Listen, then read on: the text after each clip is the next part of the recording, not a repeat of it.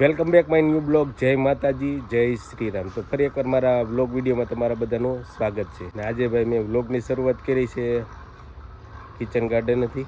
અને વાગ્યા છે ઘડિયાળમાં કેટલા ખબર, 8:35 થઈ છે. ને મારે જવું છે માતાજીએ. એટલે એમ થયું માતાજીએ જવું છે, એટલે એમ થયું કે હાલ હું પ્લોટે આટો મારતો જાઉં ને વિડીયોની શરૂઆત છે ને કિચન ગાર્ડનથી કરી દઉં. એટલે પ્લોટે આટો મારવા આવ્યો હતો. 2 દિવસ પહેલાં પાણી આવ્યું હતું ને, ચેક કરવા માટે આવ્યો હતો.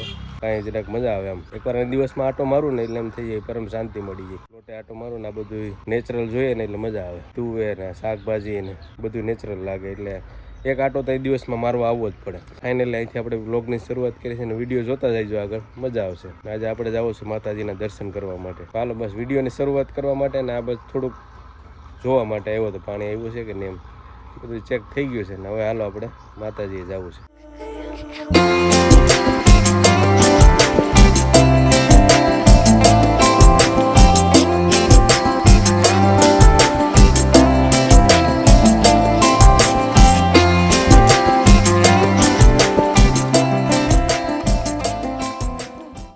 ફાઇનલી મિત્રો આપણે નીકળી ગયા ને આવી ગયા છે પેટ્રોલ પંપે પેટ્રોલ કરાવવા માટે. પેટ્રોલ નાખી દે ને એમાં 100 રૂપિયાનું.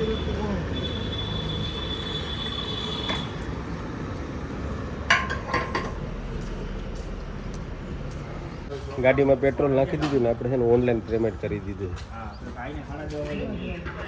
અત્યારે તો આપણે એકલા જઈએ છીએ, પણ આમાં ઘણા જોડાવાના છે દર્શન કરવા માટે માતાજીના. મારા ઘરના છે એ હાલીને ઉયા ગયા છે. મિત્ર આવી ગયો છે, હા ચા પાણી પીએ.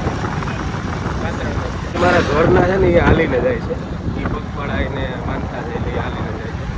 આપણે માનતા નથી, પણ આપણે એ બધા હાલીને જાય છે ને એટલે આપણે એમને લેવા માટે જઈએ છીએ ને દર્શન કરવા માટે માતાજીને જઈએ છીએ. મારા હાટુભાઈની છે ને એ બધા જુનાગઢથી આવવાના છે, પછી મારા સસરાની ઘેરેથી આવવાના છે. એવી રીતે છે. બાકી ઘણા એથી નીકળે તો રાઈડો નાખતા જાય ને હાથ ઊંચો કરતા જાય. સબસ્ક્રાઈબરો હોય ને એ બધા. એક મારો મિત્ર ગયો છે મારા ગામનો, એ આગળ જાય છે ગાડી લઈને. એમને કીધું છે ચા પાણી પીવાનું છે ગળું, એટલે રાહ જોવે મારી ગળું. એટલે હાલો વિડીયોને સ્ટોપ કરી આગળ ગાડી ચા પાણી પીએ ને ત્યાં મળીએ તમને. ફાઇનલી મિત્રો આપણે ગાત્રાણમાં ભૂગી ગયા છે ચા પીવા માટે. ભાઈ એવો છે ને મિત્રો આપણે છે ને વિસણવેલના પાટીએ ભૂગ્યા છે. એટલે વિસણવેલનું પાટીએ થોડુંક દૂર છે હજી. એની પહેલાં આપણે પેટ્રોલ પંપ છે ને ત્યાં અલગ ઘણી પાનની દુકાન છે ને ત્યાં આવ્યા છે. ને આ ભાઈને તમે વિડીયોમાં ક્યારેક જોયા છે. આપણે પરિક્રમાનો વિડીયો વાયરલ થયો હતો ને, એમાં જયદીપભાઈ હતા. એમનો આગ્રહ છે કે મારી દુકાનેથી પાન ખાતા જાવ. મારા માટે પાન બનાવે છે. શું કહો જયદીપભાઈ? નીરજભાઈ અત્યારે આવ્યા છે ખોરાસા ગીરથી, આપણે એને પાન ખવડાવીએ. આપણે અલગ ઘણી પાનની દુકાન આવ્યા છે. પાનની દુકાન છે, ચાનું નાનું એવું સેટઅપ છે. અને બાકી સોમનાથ દ્વારકા હાઈવે છે આ રોડ, ને મસ્ત લોકેશન છે.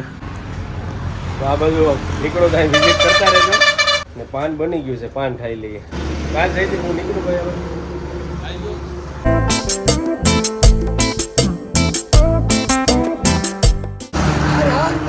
हर हर हमारी 12 ज्योतिर्लिंग और 4 धाम की पद यात्रा है 27 जनवरी दिन सोमवार 2025 काशी विश्वनाथ उत्तर प्रदेश से हमारी 12 ज्योतिर्लिंग की पद यात्रा है ये। और हमारी 8 ज्योतिर्लिंग हो चुकी है। अभी हम श्री सोमनाथ ज्योतिर्लिंग के दर्शन करके श्री नागेश्वर नाथ और द्वारका के दर्शन करने जा रहे हैं। और भैया मिले थे हमको यहाँ पर, और बालाजी भोलेनाथ इनके परिवार को, इनको सबको खूब कृपा करे, हरदम ये अच्छे रहे, स्वस्थ रहे। और हमारा उद्देश्य यही है कि हिंदू सनातन धर्म ज़्यादा से ज़्यादा लोग जुड़े, गौ माता को राष्ट्र माता का दर्जा दिया जाए, गौ माता का सम्मान हो, कहीं पर जीव हत्या गौ हत्या ना हो, सभी लोग मिल के रहें और अपने सनातन धर्म को ज़्यादा से ज़्यादा लोग जोड़ें। जय जय सिया राम, जय सिया राम, हरे हरे महादेव। तो भाई बहुत सरस बात करी है ने। भाई ने चैनल નું નામ, आपके चैनल का नाम क्या है? मैं भी आपको चैनल दिखा दे रहा हूँ। ओके, अनमोल गुरु जी के नाम से है, वैसे सुबोध अग्रही के नाम से भी है। 2 चैनल है मेरे। अच्छा, उसको फॉलो कर लो, सब्सक्राइब कर लो। बहुत अच्छा लगा आपको मिलके। हर हर महादेव। હર હર जय મહાદેવ. जय सियाराम। જય સિયારામ.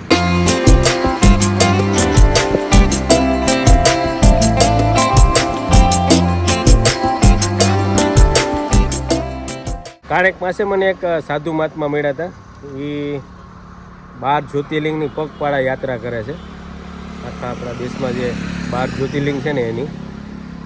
ને અત્યારે સોમનાથના દર્શન કરીને નાગેશ્વર ને દ્વારકા જાય છે.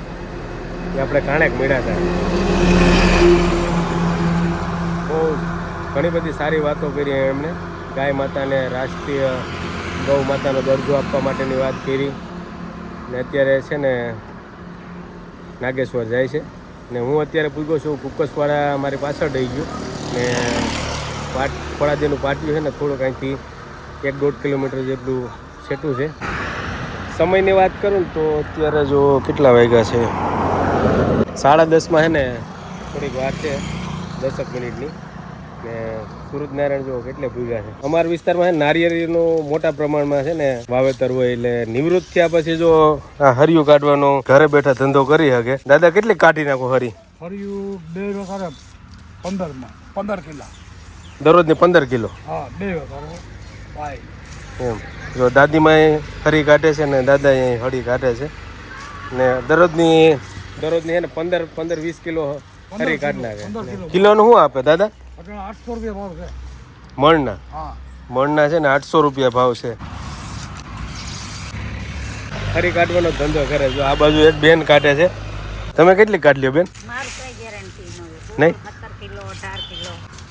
ને ક્યાંય જવું ના પડે મજૂરીએ કે મૂલ્ય કે અહીં ઘરે બેઠા નવરા હોય ને આપણે રસોઈ ને એવું બધું કામકાજ પતાવી ને પછી આ નવરા હોય ત્યારે આ સાઈડ બિઝનેસ. અરે આ કાઢતા કઈ આજે તો કોળની ના 10 દી નીકળે ઈ કાઢો. જો બેન કે પૈણીને આવ્યા ની બહુ મીંડા કાઢવા, હરી કાઢવા. 10-15 દી થયા છે લગ્ન, 10 દી થયા છે. તો લગ્ન થયા ને એટલે બેન સીધા હરિયું કાઢવાના કામે વર્ગી ગયા. રસ્તા ભૂખ લાગી તો હળવો નાસ્તો લીધો છે. ભૂંગરા લીધા, વેફર લીધી ને એવું 2-3 વસ્તુ લીધી છે. આપણે નાસ્તો તો પાટીએ જઈને કરવાનો.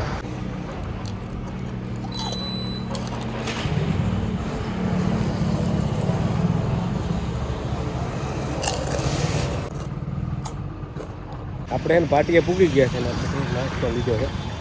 અમે ટાબરિયો આવે ને એના માટે આપણે કરવાનો છે. જોકે આપણે તો એક ભૂંગરાને એવું ખાઈ લીધું ને પાટીએ હવે રાહ જોવાનું છે ક્યારે આવે ને આવે પછી અહીંથી નીકળવાનું છે માતાજીના દર્શન કરવા માટે. આપણે આગળ છે ને હોટલ હતી ત્યાંથી નાસ્તો લીધો છે.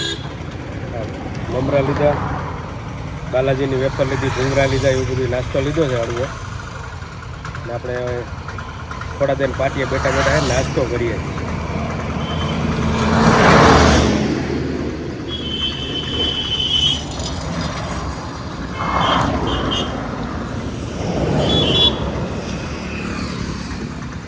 આપણે સવારે છે ને ખાલી ચા જ પીધી હતી ને નાસ્તો કંઈ કર્યું નહોતું, કારણ કે ઘરે કોઈ હતું નહીં. એટલે આપણે મમરાને એવું લઈ લીધું છે બાલાજીનું ને બેઠા બેઠા નાસ્તો કરીએ છીએ. અહીંથી મિત્રો છે ને માતાજીનું મંદિર કેટલું છે ને તમને બતાવી દો.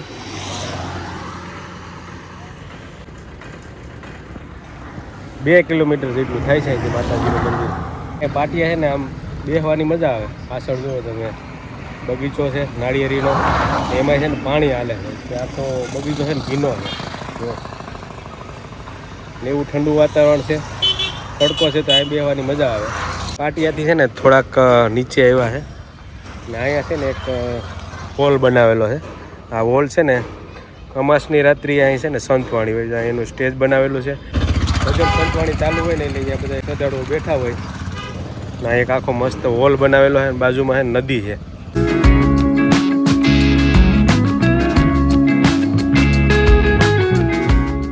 આપણે એને ખોડાદે હાલીને જતા હતા ને તો રસ્તામાં એને રગતિયા બાપાનું મંદિર આવ્યું છે.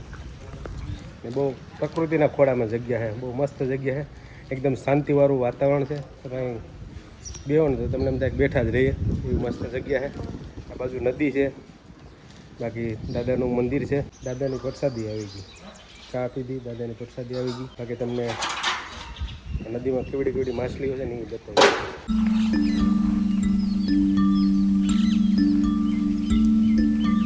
શિકારી બગલા આવીને બેઠા છે. દાદાના દર્શન થઈ ગયા છે ને જે આપણે છે ને ખોડાદે જવાનું છે. અત્યારે છે ને ખોડાદે ગામમાં પૂગી ગયા છે. અહીંથી જ ખોડાદે ગામ ચાલુ થાય છે. હજી મંદિર છે ને થોડુંક હજી અંદર છે.